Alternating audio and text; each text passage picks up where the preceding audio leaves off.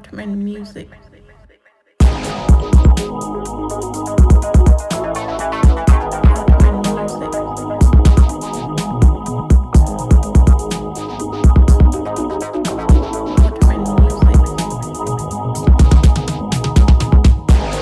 Your show will go live in 5 seconds. 4, 3, 2, 1. Blog Talk Radio. Ladies and gentlemen, damas y caballeros, leave it in the ring.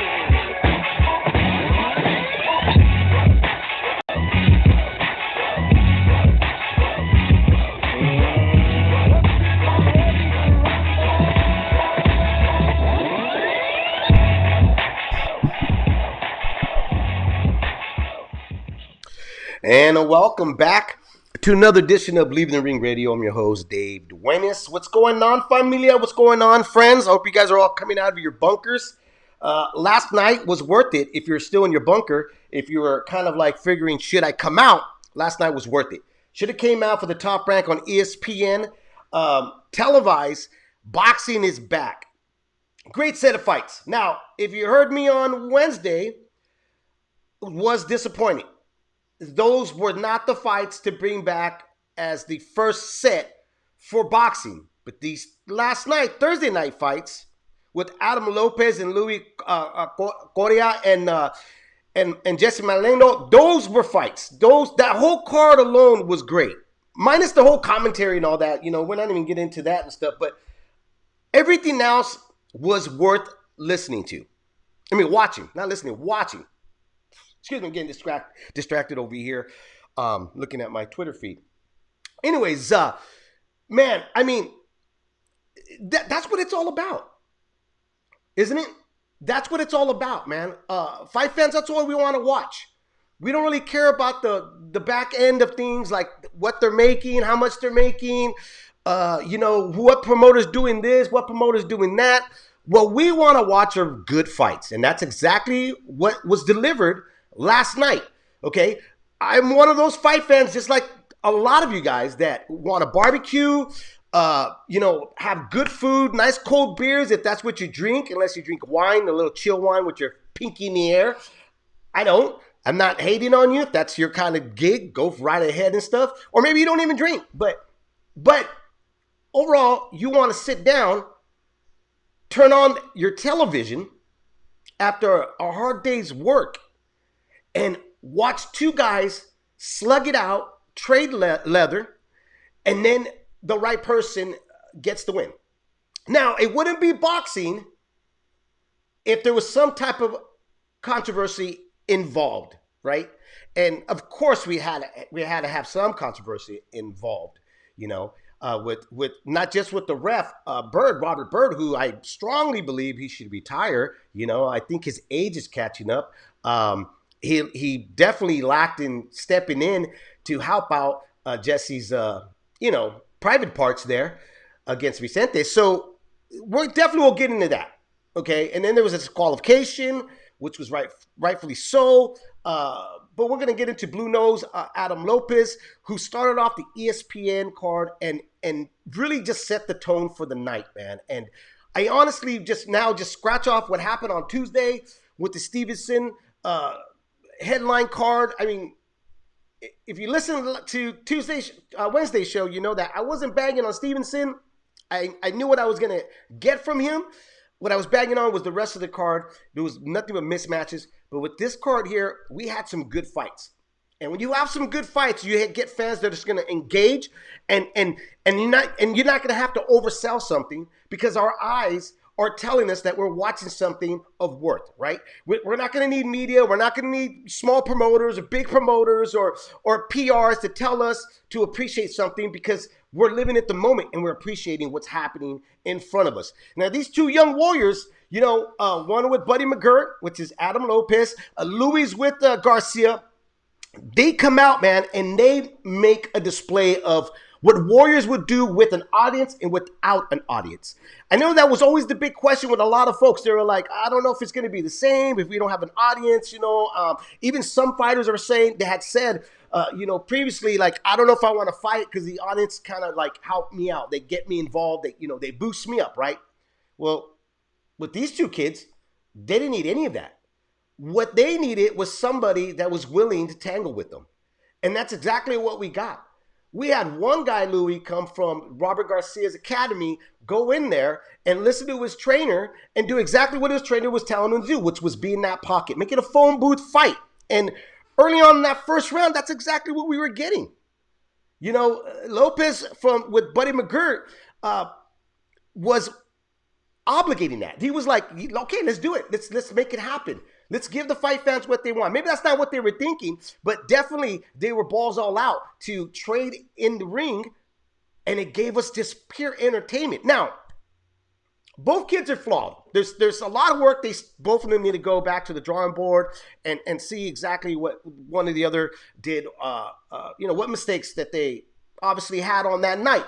But when you want to talk about heart and trying to get the win and stoppage, both guys were there, and I would say with Louie is that, you can't expect much because the Garcia camp, the Garcia folks, Robert has a certain style that he likes to teach, and that's come forward. The Garcia Academy has a fun set of guys that are fight friendly, right? They're going to come forward. Unless you bring some other, skill level to your game, which is a jab and be a mover and all that. I mean, you're going to add that what Robert's, showing you, which is obvious with like Jose Ramirez, right? Who he has from Fresno, California, who's looking phenomenal with the Robert Garcia Academy. But with Louie, you could see that he had a little bit of that Brandon Rios. He wasn't afraid, and he didn't mind going through the fire to land some shots. What impressed me about him is he never got discouraged, because as many would think that's kind of an easy style, it really isn't. I mean, you're taking a lot of leather and you're trying to close that distance and you're trying to work the body and then come back to the head and you're trying to like literally break down your opponent, just chop them down, So it's a difficult style. What I liked about Adam Lopez, Blue Nose, was that in the first round, yeah, he was acting like a Blue Nose. He wanted to sink his teeth into Louie. But, excuse me, drinking some coffee. But he got smart. And I don't know if it was Buddy McGirt that was giving him, Buddy McGirt was giving him instructions, okay? Trying to stay out in the distance. Use that. And Lopez, rather than doubling down in his pride and wanting to trade with the other prospect, he got smart. And how he got smart, he started to use his legs and he started to jab. Now, it didn't mean that he was taking over, because it was still very, very, very engaging. So I mean, that first fight alone, man, had me eating my chicken wings that I made myself, which I was really surprised myself that I was able to make them the exact way that I was hoping it. Like when I go and buy, and I go to a wing place and I buy them, they're all nice and crispy, and I put all my sauce all over it and shit. I actually did it. I pulled it off. I didn't burn my house down, as you can see. I'm not in my bunker. I'm here at my home, in my office, in the podcast studio. So it was a big thumbs up, right, for me, that I didn't burn myself down, and I got some 805s, and man, I was engaging with a lot of you guys on Twitter, which I truly, truly love. It was a fun start for the ESPN Top Rank card. Now, I'm always optimistic. I was like, okay, this was great. Is it going to continue? That was my whole thing. And a lot of you guys are like, oh, you Debbie Downer and blah, blah, blah, blah, blah, and stuff like that. But I wasn't Debbie Downing at all. I just was kind of like, is it going to get, was this the best card of the night? And guess what? It wasn't. It just kept flowing. So, when I hear people tell me, oh, bro, relax, this is the first and et cetera. And you're just hating. I'm not hating, guys. I'm not hating. You know, what I'm saying is that matchmakers got to be matchmakers and promoters got to be promoters, you know, and networks got to be networks. They got to listen to the fans. And we're the guys that speak out loud, and we're the guys that say, hey, man, this is what we're looking for and this is what we want because this is what we paid for. This is why we tuned in, okay? And then you don't need to oversell something, especially a fight that we were watching between these two kids. We really didn't even need the commentary. You could have put it, there was no audience. You could have muted the commentary. And the story would have been told by these two guys just trading leather. If you want to call in, certainly can. 347-215-7598. Let's talk boxing here on Leave It a Ring. Let's patch in one of our first callers here on the show. Let's see. I'm pretty sure that's Nado. Fernando, are you there, brother? Hey, Dave. How you doing, man? How you doing? I'm doing good. I'm recovering. I think I have dude, I must be an amateur right now because, or I'm just getting old. I got a little bit of a hangover, man, from last night, from only like 7 beers. Well, hey, bro, like I know you're making fun of wine, dude, but I'm a proud wino, man. I drink a couple glasses. I never had a hangover, man. So I like wine, dude. You know? Oh, man. It's a Napa, California in me, man. Hey, you know, we got it right here, bro. I'm going to be honest with you. I don't drink, you know why I don't drink wine? Because it gives me the runs, eh? Why? I don't know. It gives me the runs. It just gives me the runs. You know what I mean?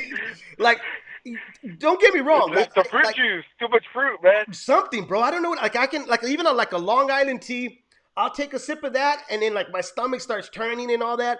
But then I drink a beer, and I'm like, I'm perfectly fine. It's like the antidote. You know? Right when I know, I'm like, oh, shit, I got to go to the bathroom. I'll just take a sip of my beer, and I'm like, oh, I'm better. I'm fine. It's my Pepto-Bismol. Well, make sure. Hey, if we ever meet up, man, make sure I get you some wine, man. I don't want you spending the whole time in the bathroom. You won't see me again. Trust me. I'll be in the bathroom. But anyways, hey, so what'd you think about last night's fights, bro? Better? I thought they did something really smart yesterday. They started the whole card off with a good fight. You know, not your typical like 4-rounder opener you would see like on a normal card. Because people got to remember, man. Like, even though we live out here on the West Coast. And it starts for like at 5 o'clock for us. A lot of the viewers are on the East Coast, and it starts for 8 o'clock for them. That's prime time for them, man. Right. And nobody wants to tune in prime time for like a 4-rounder. You know, they want to see a good fight right off the bat. And I think that was really smart, man. It started the card off really well, and it brought you in, man. Got you excited for the whole card. You know, right now the combat sports is kind of limited. And if you had a family member or a friend, I mean, if you're not doing the social distance and you think this thing is over, if you have family or whatever over the house, and you wanted them to become a boxing fan, this was the way of doing it. And you're right. It was a smart way of opening that ESPN Top Rank card. And you know what I like too, bro, is that when they started it, they had like, I don't know, maybe I tuned in late, but I only felt like there was only like maybe 10 minutes of them speaking before they rolled in to the fight. They started off quick, in my opinion. Well, I think part of that, right? The Tuesday card, right? They had it was a 4-hour block, but they had planned on having the Michaela Mayer fight also, right? Right. So they ended up having, you know, they had to keep the 4 hours. They had less fights, and they had a lot more mismatches also on Tuesday. So I think that was part of the reason they had to kind of like fluff it out with so much talking, man. You know, it felt like the Canelo Kovalev fight on Tuesday, man, when they had like the whole hour and a half, you know, extra. But overall, man, I really enjoyed the fights. You know, and I think they're going in a positive direction. I think people have to be a little bit patient, right? Like, not to say that they shouldn't be criticized, Top Rank or whatever. Mm-hmm. But you know, this is a whole new process for them, man. They're the first ones to put a boxing card. Yeah, the UFC has had success with this whole thing during the COVID situation, but it's kind of apples and oranges, man. UFC, man, they tell their fighters jump, and the fighters say how high right away, right? Right. They got them under their thumbs, you know. Yeah, it's a monopoly. I think people forget they got to work that. with the fighters a little bit more. Right. I think people forget that it's a monopoly. You know, but here's the thing: is that the UFC guys, they're giving good fights. They're under contract. They're already at a set, salary of what they're going to do, how much they're going to get paid, or they're just being told this is what you're going to get paid, take it or leave it. But their fighters are finding this, they're starting to step up. I mean, I think people forgot that this last card that they had, I saw a lot of these UFC fighters now stepping up and saying like, we're getting tired of being monopolized. You know, we need to get paid. That's pretty much what it's coming down to, you know? And, you know, myself, I'm critical for everybody across the board. Like, you know, if you listen to me, like I had this one joker who follows, dude, he follows me everywhere, which is cool. I like the fact that he's going to call me out on stuff and because I engage with that. But if you never give me credit for the other stuff that I've criticized throughout the years, and like I said, I've been across the board. I don't just stick with one guy. If you're not doing the right thing, I'm going to talk about it. If you're doing the right thing, I'm praising it, you know? So, I mean, Wednesday show was us bagging on what we received. Today's show is we're praising what we got. And this is all we're asking for, you know, is give us these good fights. That's it. And they did. They delivered. These were great fights. Maybe it was a big hump like you're mentioning right now. Michaela, you know, catching the coronavirus. They had a block an hour, you know, and maybe they were scrambling. Somebody dropped the ball. But and that's all good. I mean, I'm understanding to that. You know, I'm understanding to that. But at the same time, you know, I'm going to be honest about it. It wasn't a very good show. Last night was a phenomenal show. It just didn't stop with the Lopez kid. It kept going, man. Even that 4-rounder card, it was great. It just kept going after another. Yeah. And then when Bryd was like 20 minutes late into stepping in to save Jesse's nuts, I was like, oh, I'm home. Boxing is finally back. You know, there's going to be some type of controversy. It's not boxing if somebody doesn't drop the ball just a short bit in the sport. Yeah, that's why I was kind of a travesty, man. That referee kind of really put Magdaleno in a lot of danger the way he was handling the whole fight. He should have disqualified that guy a lot sooner. You know, he was giving that guy way too many chances, and it was like blatant too, right? Like that guy was literally ducking down and aiming for Magdaleno's nuts, man. It gave him. He took off like, honestly, 3 points in one round. 3 points in one round. I was just like, holy smokes. You know? 3 points. Dude, if you're at 3 points, somebody's rang your bell down there like 3 or 4 times already. Yeah. You're done. You're cooked. I mean, people. You remember the Trinidad Vargas fight, right? Right. You know that basically ruined Vargas' career, man. Tito fucking nailed him in the nuts, man, hard. Yeah. You know? Like turned the whole fight around by doing that. You know, people forget that, man. But yeah, it's dangerous, dude.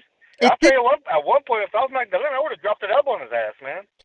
I'm surprised that he didn't retaliate by throwing a punch low as well. You know, trying to, you know, like, hey, you do this. You know, I mean, the old school fighters, they said it. Hey, you fight dirty, I'll fight dirty with you. You know, until the ref does his job. And, you know, Robert Bryd, here's the thing is that it's not incompetence that he showed me that night. You know what he showed me last night is that he needs to hang up the whistle. It's over. You know, it's kind of sad to see an elderly guy like that, you know, try to have the same reflex as those youngsters did, you know, and his job is to protect the fighter. And when it's blatantly, you could see that he cannot protect the fighter anymore.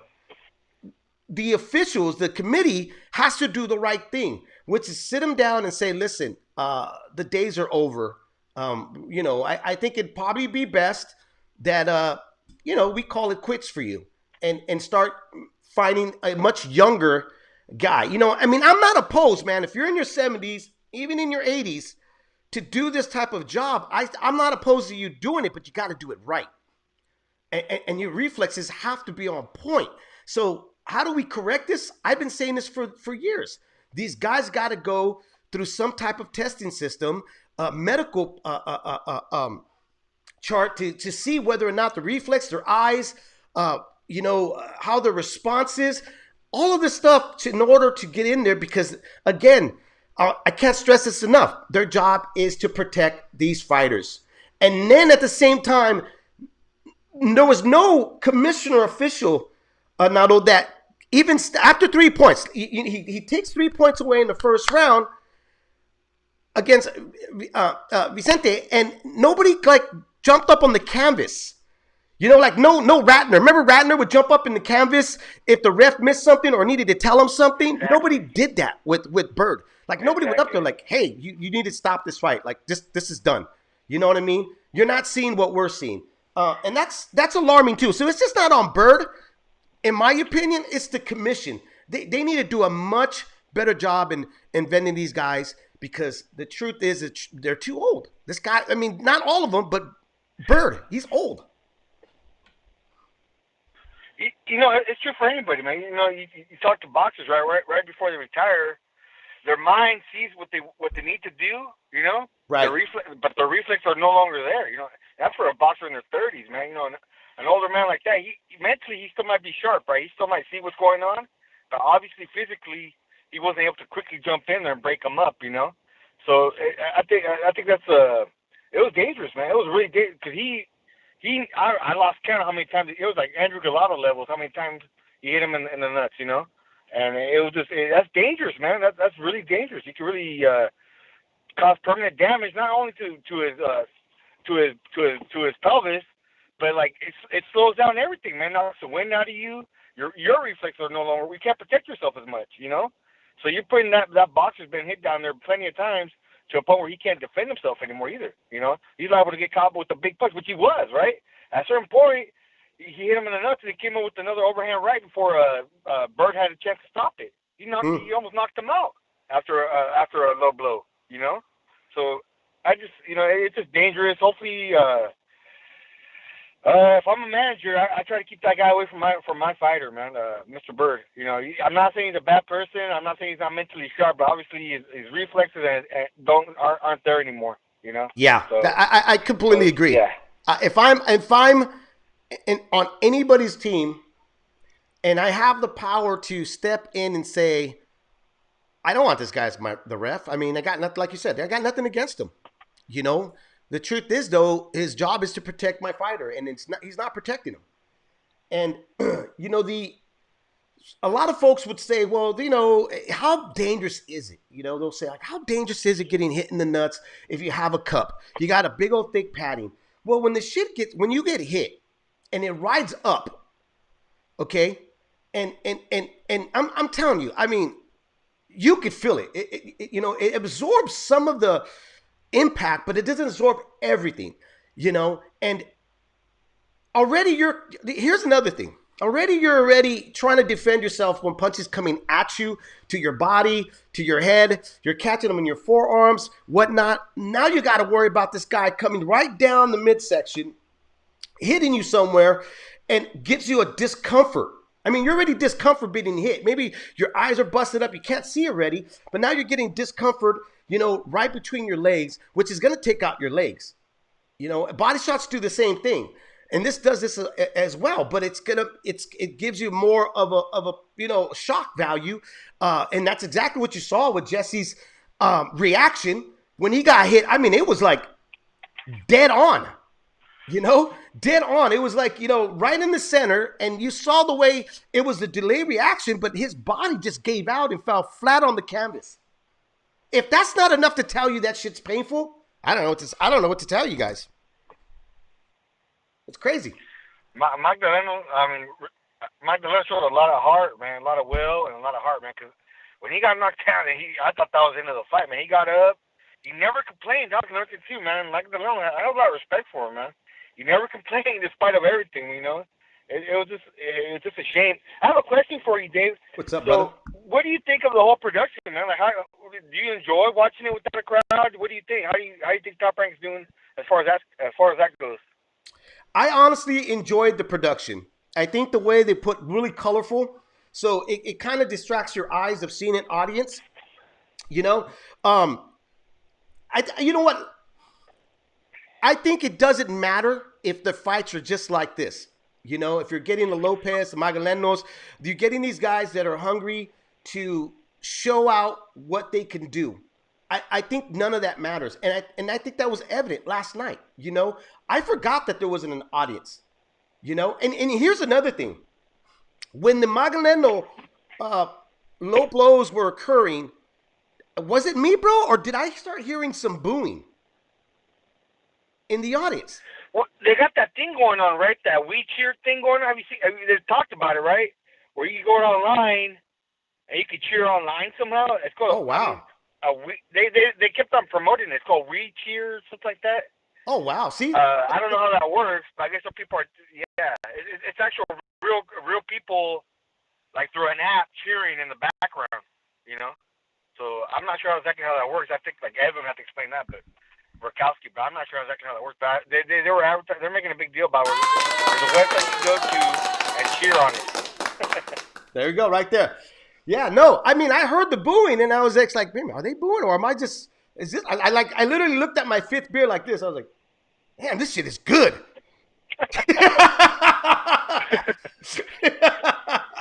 But yeah, brother. So my follow up question, Dave.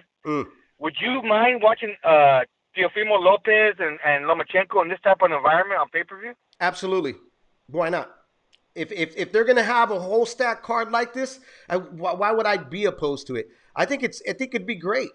You know, I think like last night's showing. Now the numbers from Tuesday night fights were not spectacular, and I'm actually happy it wasn't like overwhelming great. You know, but I think last night, hopefully they have the numbers come up right away because it's not a weekend fight where it takes them longer to rally up those numbers. I hope the numbers are bigger because it would definitely show people will come if there's good fights. I saw a lot of people on social media, Facebook, my Facebook, Twitter.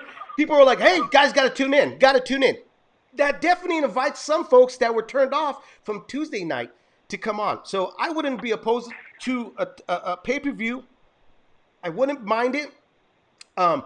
I actually promised the boxing gods that if they gave us a good fight this last night, that I would never stream another pay-per-view, and I'm going to keep true to that. My fingers are crossed down behind my back, bro. For a month or two. Yeah. Unless you keep giving me shitty fights, I'm going to change my mind. What's up, D-Style? How you doing, brother? But no, bro, I'm not. How about you? What about you? Dude, I don't care, man. I'll pay. I want to see that fight so bad. And I know Bob Aarons was kind of teasing that he's planning on doing it in September no matter what. Yeah. Oh, God. I just want to see that fight. That fight is a historic fight, man. Like, it really is. It could end up being that way because not only because of Lomachenko and Teofimo represent coming in, right? The top guy, Lomachenko, clearly, and a very talented young lion to challenge him. There's a lot of fights to be made coming out of that fight, right? There's so much talent surrounding those two guys. You know, with Devin Haney, Ryan Garcia, Gervonta Davis. Just a one-weight class up, you got Jose Ramirez and Josh Taylor and Prograis. That it could be the kicking off point for the whole year after that, right? With just multiple big fights after that, you know. So that's why I'm so excited about that fight. And yes, I will buy it and I will pay for it, man. That's a true boxing fan right there. That's a true boxing fan, you know. Again, it's you know what it's all about is making the right fights and people will come. That's what it comes down to. But if you make mismatches, which we understand, you gotta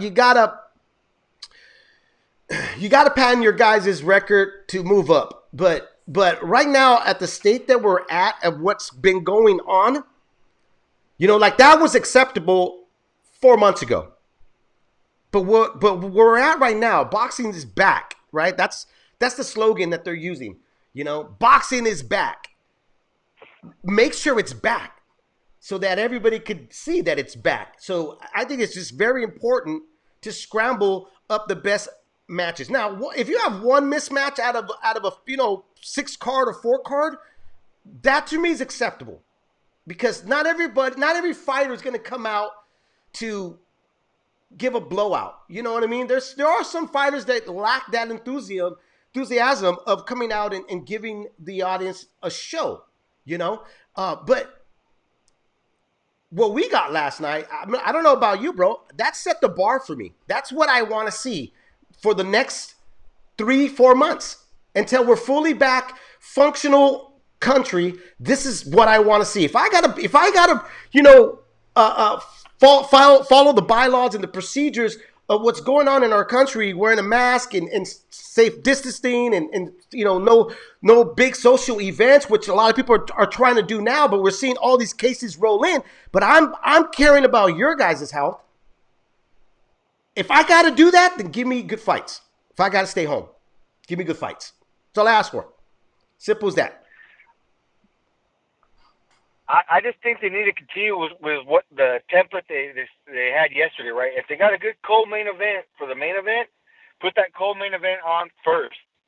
That's it's like a TV show, man. You got to hook them in. You got to bring them in. You got to bring them in the first 5 minutes. If that TV show starts off hella boring, you're gonna change the channel, man. So start off with a good co-main event. Make that the first, because you can't think of these cards like they used to, right? Like, the undercards, you might not even see them on TV. We're just bringing in a bunch of youngsters. You can't do it like that, man. No. You got to have a strong co-main event to kick off the telecast, and then finish up with a strong main event, right? In between, you could challenge. You could sandwich in like the youngsters, the prospects, and a few competitive fights, right? And that's fine. But you got to hook them in early on, man, right from the get-go. Got to do it. Yeah, I completely agree with you. All right, brother, I'm going to put you back in the hole, man. Thanks for the call. I appreciate it. All right, thank you. If you want to call in, you certainly can. Let's talk boxing here on Leaving the Ring. Let's talk about last night fights, 347-215-7598. As I mentioned earlier, as not our first caller talked about, hey, if you're going to start it off the way you just did it. That was a great move. That was one of the best moves right now, especially because the slogan now is boxing is back. And it definitely showed us that the sport is back. It felt like the sport was back. I felt like, even though I was by myself, well, not by myself, I had my family here, but, I was, making wings and cold beers, were in a bucket. I was having a party within my little area, my little bunker. You want to call in 347-215-7598. Let's talk boxing here. Let's take another call. 111, you're on live right now on Leaving the Ring. What's on your mind? Who am I speaking to? Hello, Dave. It's me, Hamid. How's it going? Hey, man, how you doing, brother? Long time, man. It's been a minute since we've talked. Yeah, man, long time. How you been? How you been keeping? Dude, I've been good. I got to be honest. I've been good. The only thing is I've been making sure I'm doing my part so that I protect other people that are around me, my loved ones, and other people's loved ones, and just sitting back and waiting for the world to get back together. Slowly, hopefully, starts healing up. How about you, bro? How you been, man? Yeah, same, man.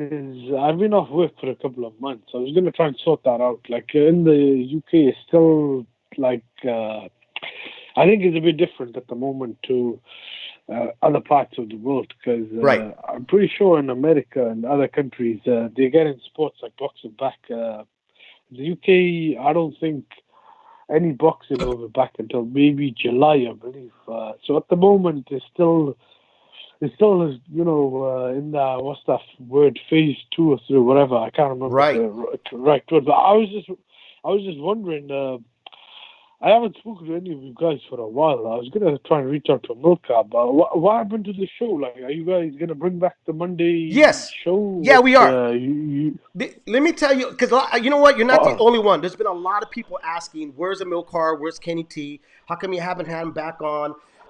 They put a hold. And I'm going to tell you what. Kenny lives with his brother and a cousin. And since what happened, they both live in New York. And everybody is at Kenny's home, so there's no privacy. So he said there's going to be a lot of interruption. So that's why he's got to wait.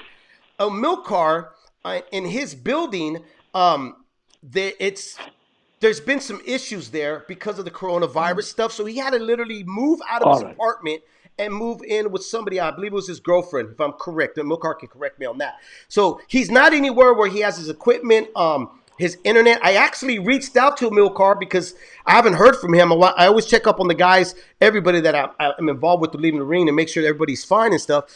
And he got back to me. He's like, oh, I'm perfectly cool. So hopefully we'll be back next month, I'm hoping, or early this month. Since boxing is back, this will give them kind of the motivation to want to come up and talk. And you know what? I don't blame a lot of people that don't want to talk boxing right now, because I went on a small hiatus for like 2 weeks because of what's been going on with the world. I was like, I didn't feel I didn't feel that it was either right for me or I don't know. I just didn't think it was the right moment to talk boxing when there was all kinds of stuff happening. A lot of our brothers and sisters are being killed and vilified from the police and these politicians, man, they don't help whatsoever. And I just felt it wasn't right for me that this was my way of not staying silent, but my way of protesting by not talking about the sport at the moment because there was no need. Yeah, I was going to say that's the same. There wasn't no need. I know a lot of, what's the word, shows and channels and people that do podcasts still were doing podcasts like, weekly, just dropping a show every week. That's what they weekly do just to keep up with the news. But if it's someone who goes live and, does like two-hour call-in shows like or 1 hour even show, I don't think there was when there was no boxing, there's really not much to talk about. In the last couple of weeks, I know is a lot of other more important stuff have been going on, and the world is kind of, I think, like there's a lot of stuff going on. I think the world's going to be mad as well, like what the police officers are doing and stuff like that, and what's just been going on in the world. I think even now in the UK, well, not just the protests, I've seen online with the police officers doing the protests, like that whole thing was a big thing for a couple of weeks, and there's not much going on in boxing. Even if there's no one fighting, there's not much to really talk about. There's only so much you could talk about. I was just wondering when boxing does come back, because I think even though there were a couple of cards, I watched a bit of the Shakur Stevenson fight. I didn't watch the Magdaleno fight. To me, those were showcase fights. But in a couple of maybe months' time, maybe at least I'd say around about late July, August, you'll probably start getting better cards. I was just wondering if you guys are going to do the show, because I heard you, when the pandemic struck, I think I heard you saying that you were going to, did you say you were going to not do the podcast for a while though? So I heard you say something. I was just wondering what was going on with the network. So this was what I was saying. Because what I was doing was kind of forewarning everybody that works with Leaving the Ring, works with myself, does their shows like Evan Rakowski and Kurt from Boxing Esquire, Johnny Zig, and even Amilcar and Kenny, was that because at the time, like we were like in the dark, like we didn't know what was going to happen to the car industry. And I work in the car industry. That's my bread and butter. That's what my business, as a business owner, that's what I do. I didn't know if it was going to shut down. If it was going to shut down completely, I had to make sure that my reserves that I had in my savings, if we're going to go like a 3 months, 4 months out, I had to make sure that that money was going to cover my family and my loved ones. So that's why I was like, I might not do it. If we do, it's going to be only on YouTube. But it turned out to be that, it didn't hit us as hard like a lot of folks like yourself that got laid off and lost their jobs, and it didn't hit us like that. It hit us like a minor, maybe a month or so, not even a month, like close to a month. But we went right back into the industry, so that kind of left us there. Here's the thing too, Ahmed. Let me tell you this, because I was talking about the last caller, Nando, about big fights, like he's hoping Teofimo Lopez and Lomachenko. That happens in September, but we're still not out in the clear, and here, especially here in the States, I know a lot of people are thinking that we're out of the clear. It's okay to go back in these big, huge functions. The coronavirus is a hoax, or it's not going to attack me. It's going to happen. If Michaela Meyer and the last kid right now that just got the coronavirus, that should tell you something, that this thing is still there. So even if these big cards, which would be great, that are being, that happen and are announced, we still don't know if it's going to fully go through anymore, even if they sign on to fight each other, because there's a strong possibility one of these fighters, the main event of the fight, those guys could have the coronavirus that could stop them, preventing them from giving us that fight. So I'm hopeful, but I'm also realistic of what could happen with the sport. Yeah. I was going to say it depends. Some cards, it might be a big card, but you might not need a crowd, or they might how do I put this? They might be willing to do a card without the crowd. So, example, Lomachenko and Teofimo Lopez. That's a fight that I think it needs pay-per-view revenue. But Right. to my knowledge, I'm not sure. I'm not sure what's going. Actually, I'm not sure with that card if they could do that without the crowd or with the crowd. I heard two different things, but I heard that they want to do that on pay-per-view. So maybe they could do it without the crowd because they're looking to bank in from the pay-per-view revenue. But if you're doing like, all right, Wilder Fury, that's a fight that they need a crowd.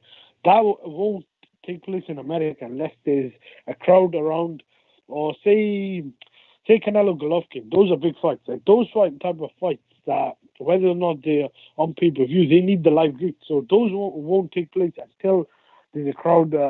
I personally think some of these fights could go abroad. So Wilder, I heard Fury could be in Australia. Maybe that's possible, or maybe somewhere in Asia. Canelo Golovkin probably doesn't. That's probably going to wait around. That probably won't happen now until 2021. I think there's Tom Loeffler that I was seeing and a couple of other guys. So Canelo, I heard that. I did see his manager. I think it was Miguel or Eric Gomez. Yeah, I think he was the one who was saying that Canelo is willing to fight without the crowd. So if it gets to a point where you can't do it with the crowd, he's already getting guaranteed money, I think, from DAZN. Right. He'll probably take a big cut. But a guy like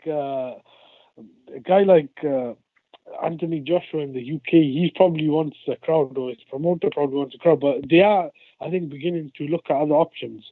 But some of these guys will probably just end up delaying their fight till later this year, where there may be more chance of getting a crowd. But I think there will be some big fights, quote unquote, big fights that will happen without the crowd. Like it just depends on the timing. But that depends when those guys are fighting. If they're fighting early September, maybe around about that time, there could be a chance they could do it without the crowd. Like I tell you what. I tell you this. I tell you this.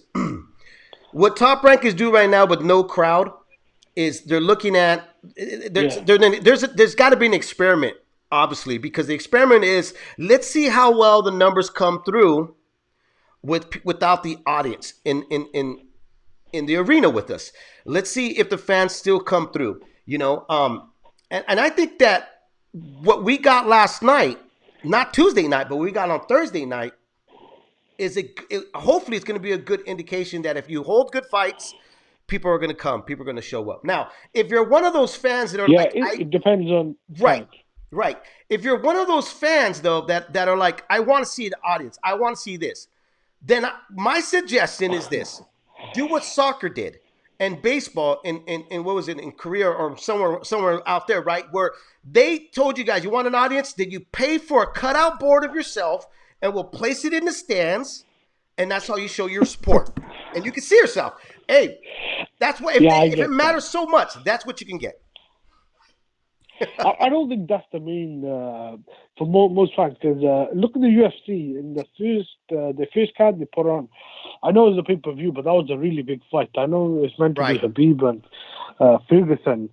I think Gaethje stepped in and he ended up beating Ferguson, but that pay-per-view did about 700,000. And all right, fair enough. Like people will say, UFC's trending a lot better, and their pay-per-views are doing generally. If you take out, I think Canelo maybe, or one of the other guys, generally their pay-per-views do better numbers, because I think McGregor, he had a fight with the Cowboy guy, and he did really good numbers as well. So say if a fight like a good fight happens, a case like Lomachenko Lopez, and they price it right, and they put it on pay-per-view this in a couple of months' time, maybe it does do good numbers, but they got to work around stuff like the price point as well, and stuff like pay-per-view. You can only put a handful of boxes right now on pay-per-view. I don't think, especially in America, too many guys will get away with pay-per-view, because the minimum a pay-per-view cost will probably be about $50, $60, and at the moment, I don't even think is there. Like at the moment, it's about $75 the average. Right. It depends on the fight, but I don't think many big fights will happen unless there's a big crowd. Like I said, the fights that do demand a live gate will obviously want the crowd. They wouldn't want to miss out on the money, because pay-per-view is not guaranteed. That's another thing. That depends on the number of buys you do. So I think it depends. as long as they put on good or say better fights than they do. Like the first fight I know was a showcase card, but like if they do better than that and they do even or good matchups, basically I think people will be willing to watch because they know how much boxing obviously on at the moment. But it depends what the fights are. Like I think the zone could do maybe a better job once more fights are put together. Like if They got a bigger budget. Fights like Roman Gonzalez and what's the Estrada. That's a fight that I don't think you need a crowd because maybe it would make a difference because that's a fight that I think the atmosphere wouldn't matter. But they could do that without a crowd because it's guaranteed money with the zone. But that's a fight that I think a lot of people will tune into. And if you get those type of fights, I do think more people will tune in. Or whatever network the fight is on, or whatever app or whatever platform is on. It depends on the fight. If it's not a good fight, or if there's a showcase fight, then I don't think many people will obviously tune in. And that's just the reality. Same with the UFC as well. I mean, that's what it comes down to. I mean, I think myself, and I'm only speaking for myself, I don't know the numbers. I don't know, I've never claimed to know the business side of boxing, What I do know is what I want to see. That's what I know. What fights I want to be made.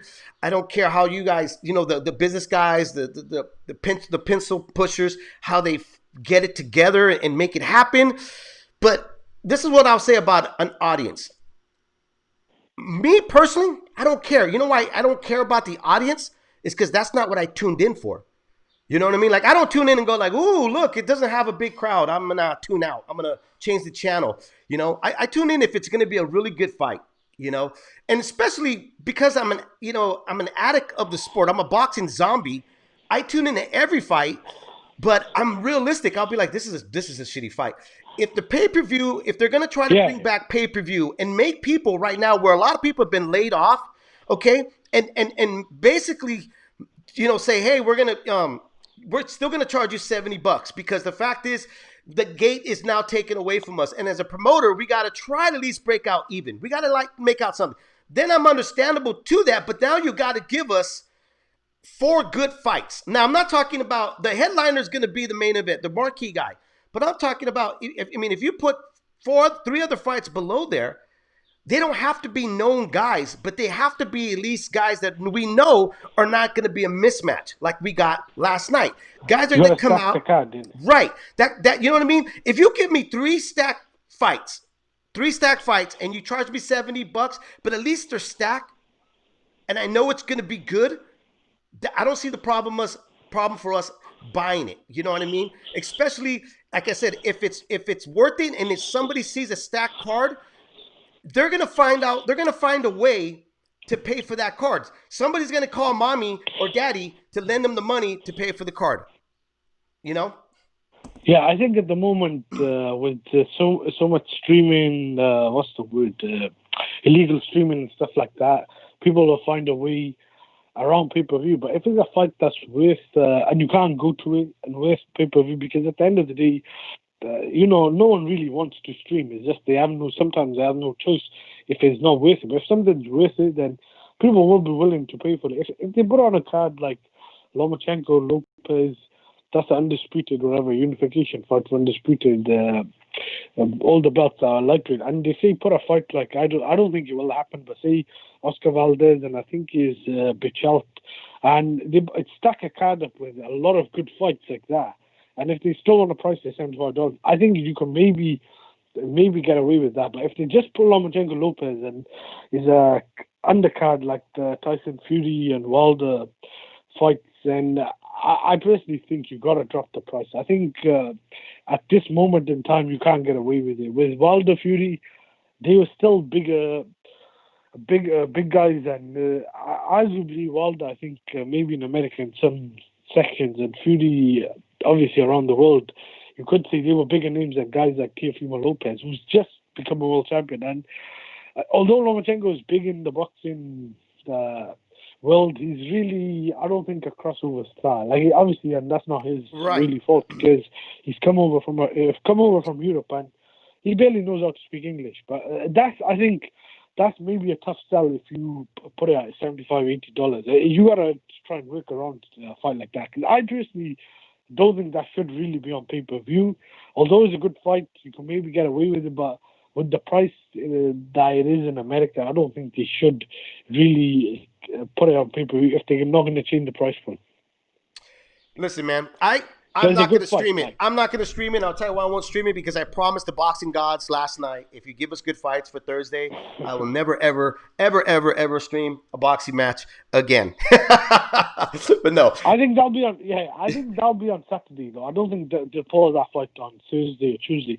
That fight, I think they're looking at some date in September, but that'll be on a Saturday night fight because I think ESPN are going to start doing some cards on Saturday. But I like the idea of doing this Tuesday Thursday thing where a lot of the fighters or champions just get to stay busy or get their fight out the way, because they gotta keep active.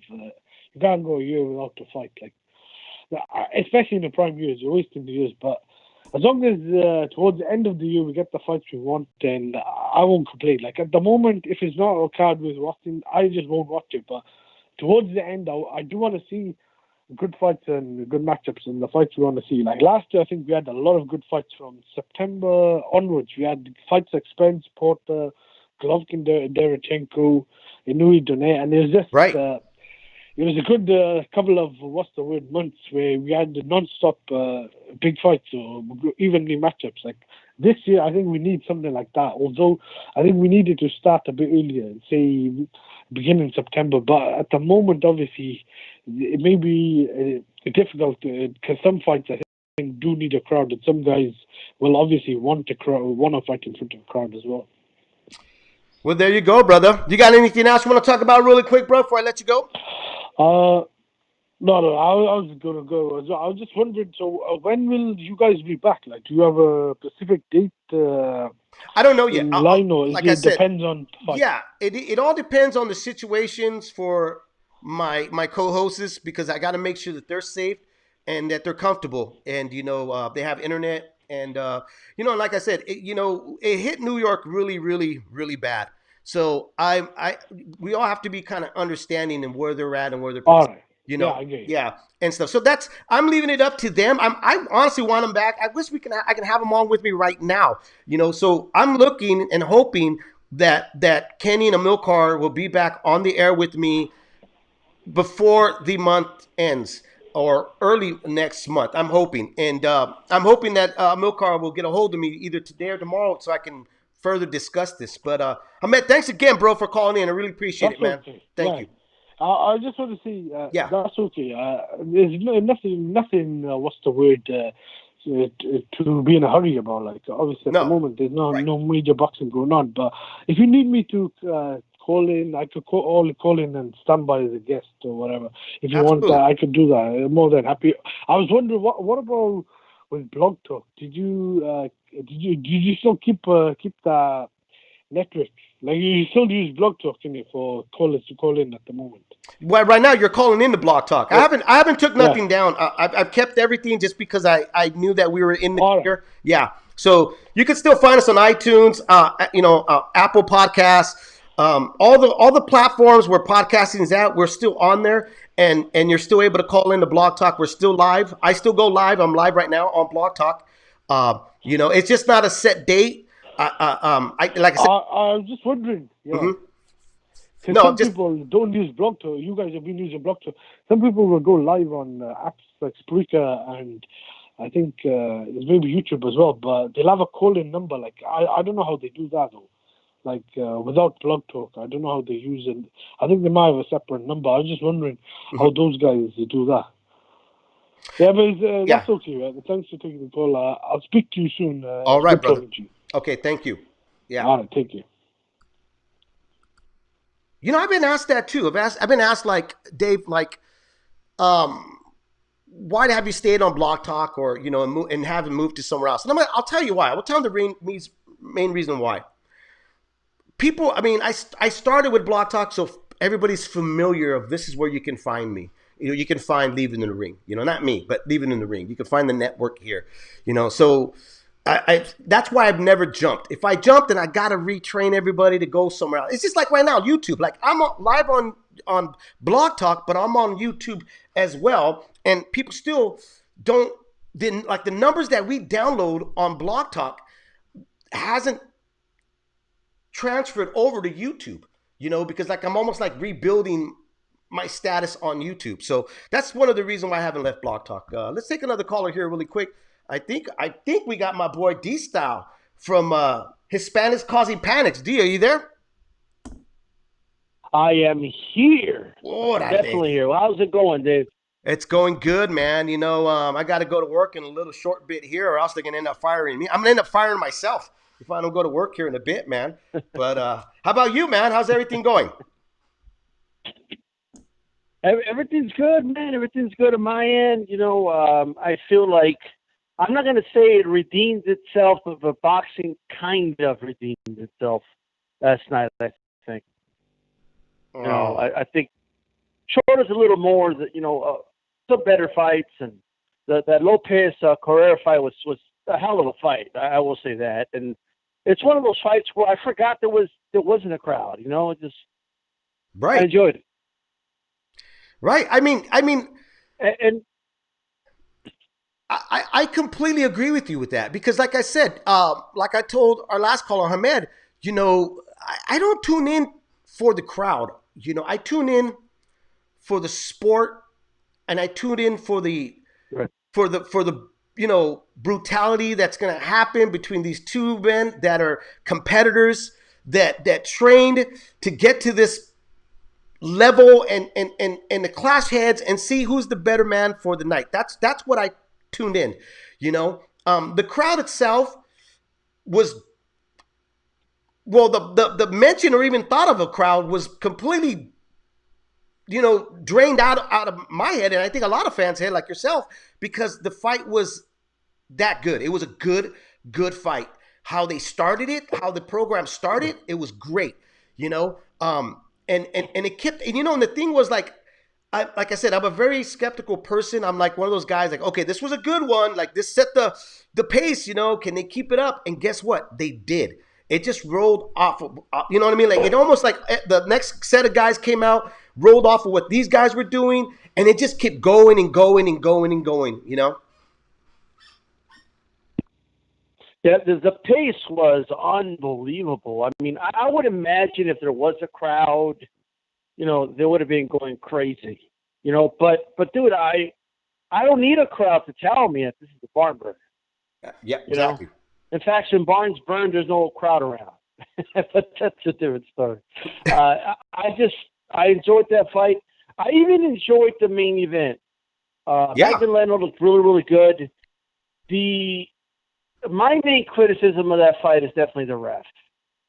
He had the delayed reactions, to the punches. Do you think, man, what do they do with these refs? Like, do they have them do physicals just like they do with fighters and stuff like that? I think their reflexes should be tested. Yeah, I've been saying that for such a long time. That it's here you have a commission that a promoter pays to be on site.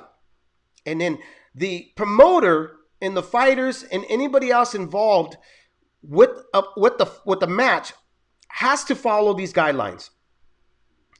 So why hasn't the commissioners made a guideline for them to be accountable of them appointing the ref? Because they appoint the ref.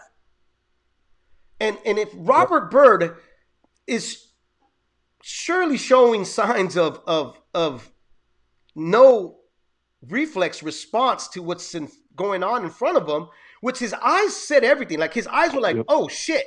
But then his body was like slow motion. It was like, no, and I'm just like, wow. I mean, don't get me wrong. I like Robert Bryd, but the truth is that it's like if you work with a guy, I work with somebody, right? If I'm working with another dent removal guy, if I'm a plumber, if I'm working with another plumber, and like at lunchtime we could have laughs, bro. He could be like one of the downest homeboys, really nice dude, great guy. But at work, if you're a shitty fucking performer, I don't want to work with you. Why would I want to work with you? If you can't produce and do your job right, because either you have there's a physicalness that you can't do because that prevents you from performing, then I'm going to ask for another guy to be able to help me. So that should be the same motto or look at for these commissioners to look at Robert Bryd, or even for the boxing team and promoter to go like, we can't have this guy. This guy can't perform the way he should perform, or the way he did perform 5 years ago, 10 years ago, So it's not shitting on Bryd. Bradley, but Bradley was trying to justify it. Jeez. But Bradley was like, I know he got hit low, but man, you got to protect yourself at all times. I know about that second punch. What do you mean? He just got hit low, bro. Well, Bradley, we're talking about who I love. I love Bradley. I'm a huge Bradley fan. But, Bradley, I think Bradley's probably mentioning that to compensate the fact that he used to headbutt everybody. And Andre Ward, too. Like, by the way, Andre Ward had the nerve to be upset about low blows. Come on, Andre. I'm telling you, bro, we're just missing Abner Mars up there complaining, Adebeko should have been there to talk about. He told. Yeah. Well, Robert Bryd was like, I told you to stop. When I say stop, dude, you did after he hit him, though. I don't. There was a long delay. There was definitely a long delay, and people got to remember, man, the refs used to actually be the third judge.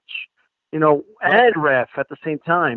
The reason they stripped them from judging fights was, for fighter safety. Like, you're going to have one job to manage this fight, and control these two fighters and look out for their safety, right? That's your job as a ref. Well, I think Robert Bryd, it's just that time that he retires as a referee. If he wants to be a judge or something else, okay. But as a referee, man, I don't know. Someone's going to get hurt. That's what I think. It'd be a 3 strikes, you're out type of system. Whereas at work, if you come in late, they write you up. If you don't show up, they write you up. And then it's the third time. The third time you do this, we got to terminate you. We got to let you go. And Robert Bryd, But there's just some jobs where we can't afford 3 strikes. This is some jobs. Imagine being a pilot or something. You got 3 crashes, then we let go. All right. After that, you're done. I just think boxing is a really dangerous sport, and they have to really look at this and really say, you know what? Maybe chop them down to 4-round fights or something. Or whatever it is, because. Well, I would think that would be one of the strikes then. That strike would be, you can't, you do this, we'll drop you down to 8-rounders. Okay? Do it again, we'll drop you down to 4-rounders. Yeah. And then you do the third time, we gotta let you go. Because here, look, it's poorly of a job that Robert Bryd did. There's gonna be some young ref that is still working on his craft, learning how to be a ref. So he's gonna make mistakes. So how do you filter that? How do you recirculate that? How do you keep that motion going and making sure you have the right ref? Because I strongly believe everybody makes a mistake. It's not like it's going to be perfect. Even though, like you just said, there's some jobs where you just got to be perfect. Well, that would require them to have these refs go into some type of program that they have to do, refresh themselves to make sure that they're always on point, which would probably cause the commissioners to even charge the promoters even more money, because at the end of the day, that's what the commission's doing. They're trying to make their money. That's why they're able to appoint their refs, because they get a cut. They're getting some money from that and stuff. But I'm all with you. I think that they need to do some type of, if you do a poor job at a championship now, or anything, any round, 4-rounder, 6-rounder, 10-rounder, 12-rounder, you do a poor job that time, there's a big mistake.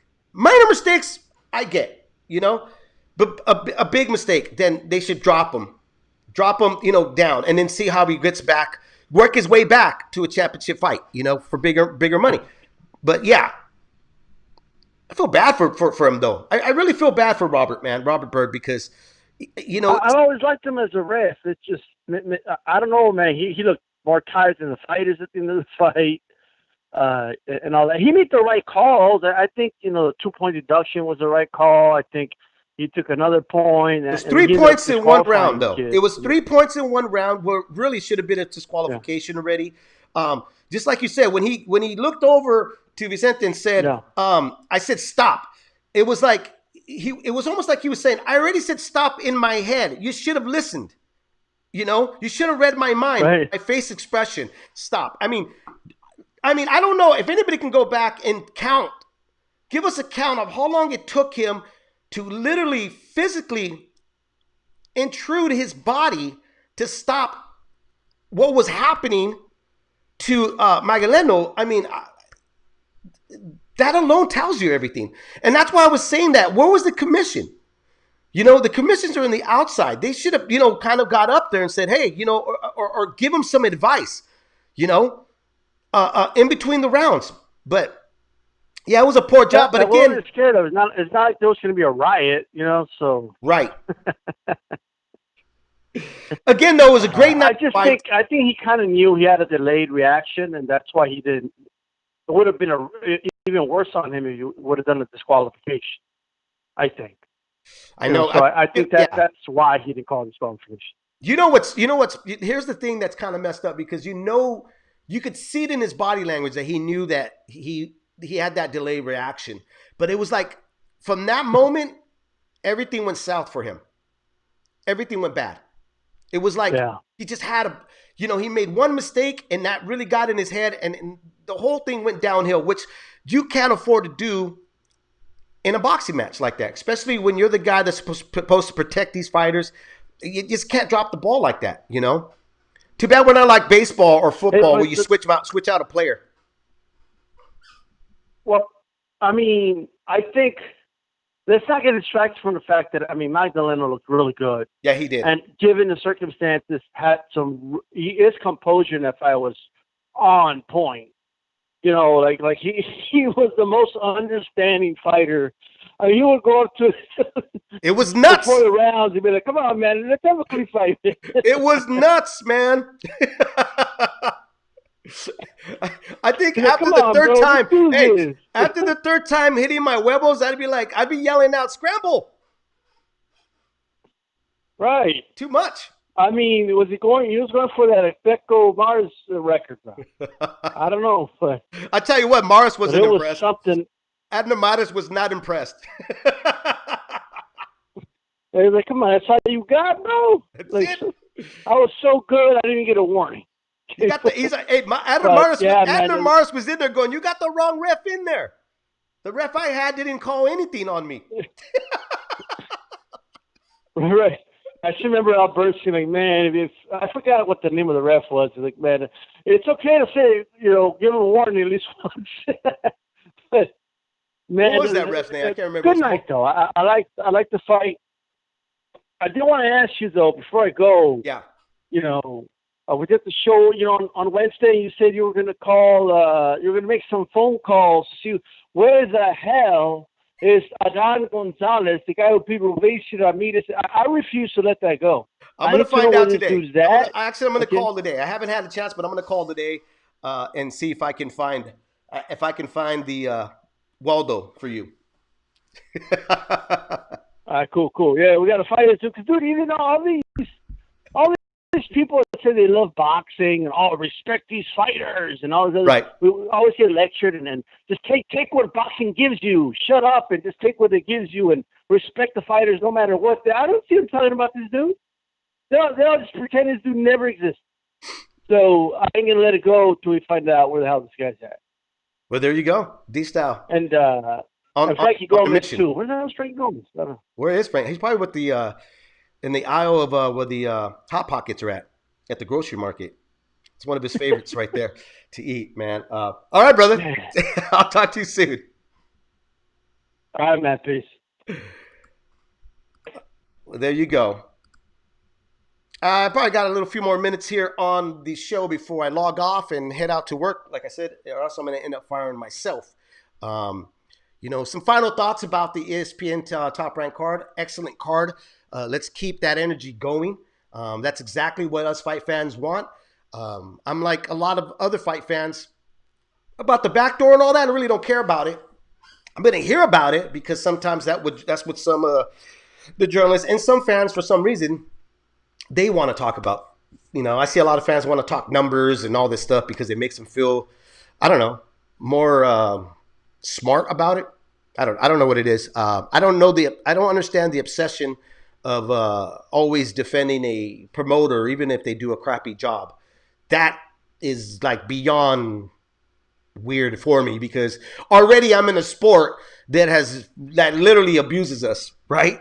That literally doesn't even care about our voice sometimes. But last night they did. Last night I give kudos to Top Rank. I give them. Let me applaud again for them really quick. Let's applaud for them really fast here. It was a great job. The card, everything, the fighters came out, they performed, they did exactly what we asked, which was if you're going to come back with a bang. And this time they did. They came in loaded. They came in wanting to show that not just on social media, they're saying, I can't wait till I get back in the ring and fight. They came, they actually did it. They actually showed up and they actually fought. Whereas we see a lot of other fighters are saying, I can't wait to come back. And then when they're offered a fight, they're like, I'm getting underpaid. I'm not getting enough money. I need some more cheddar. That's not, we don't want to see that. I know you don't want to, I don't want to see it. Real quick in some news here. You haven't had a chance, listen to Boxing Esquire Kurt. He talks with some journalists that had covered the mob boss that, Tyson Fury, and I got to admit, I dropped the ball on that one. I didn't even hear that guy's name. I'll talk a little bit about that more maybe next week here on the podcast when we're up live. You guys want to call in. But Tyson Fury mentioning how the mob boss over there overseas has helped him get the train moving to get AJ in the ring. So that's really interesting. If you don't know any history about that guy, Boxing Esquire did a fantastic job interviewing two journalists that have covered that guy. Okay. I don't remember his name, but anyways, their names. You can find it on the Leaving the Ring blog talk. On ESPN Steve Kim's Twitter feed, he even in the article, Maurice Hooker is saying he is not going to fight Rodriguez Progress. He's moving up.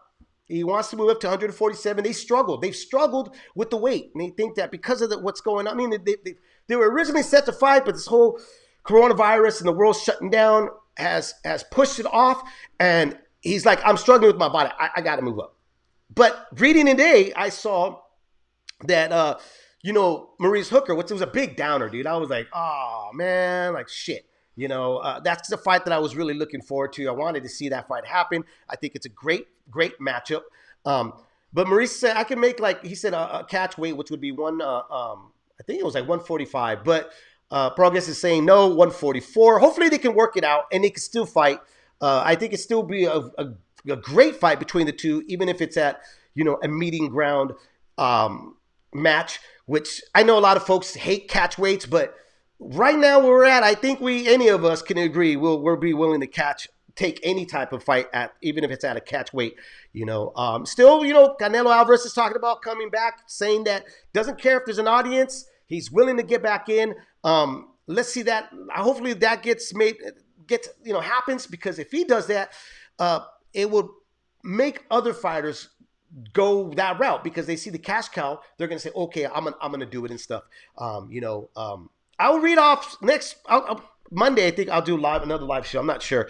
I'll read off some of the emails that I get. I always say I'm going to do that, and then I never get around to it because we end up getting caught up with the callers or a topic that I get kind of stuck on and stuff, But I'll make sure that the next live show that I read off some of the questions that you guys do have on that are sent to me on the leavingthering@gmail.com. Okay. All right. Well, I got to make one complaint. Remember, Dave's got to make one complaint before I leave, okay? ESPN, God damn it with your app, man. It's terrible. You guys got to help us out here, I mean, I literally can't find what time your fight's going to start. I got to, do a bunch of stuff just to find out what time the fight is scheduled. And then for a playback, it's just Horrible. I try to get a playback to watch early in the morning because I got up super early to watch the fights again. And I'm going from one spot to another. And then finally, when I find it, I hit it. It tells me I got to log into my provider, my TV provider. Like, you should already have that. I already have the app.